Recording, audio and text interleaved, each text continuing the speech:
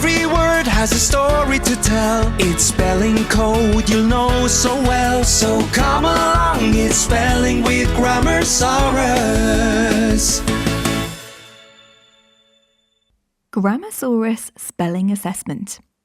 Before beginning spelling with Grammarsaurus, it's essential to understand where your pupils are starting from.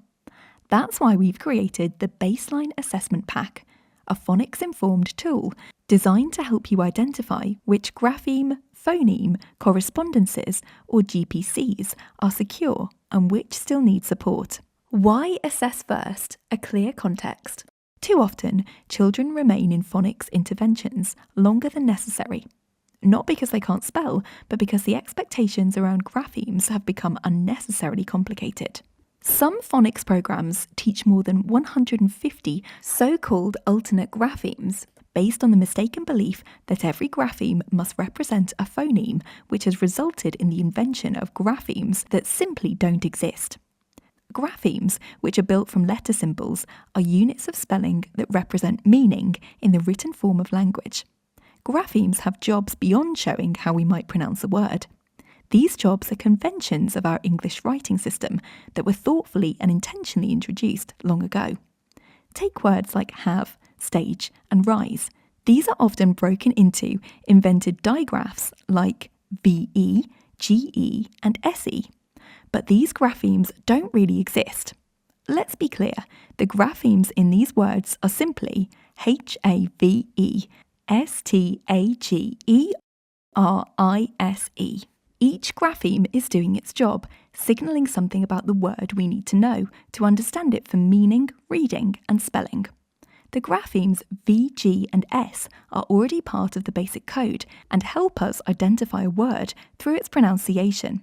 But the E is doing a separate job in each case.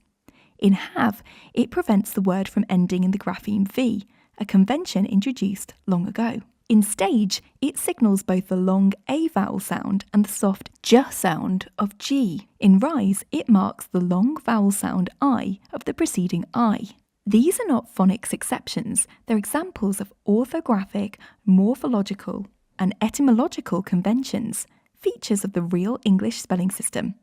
And if we accept VE as a new grapheme, where does it end? Do we also introduce BE, CE, DE, FE?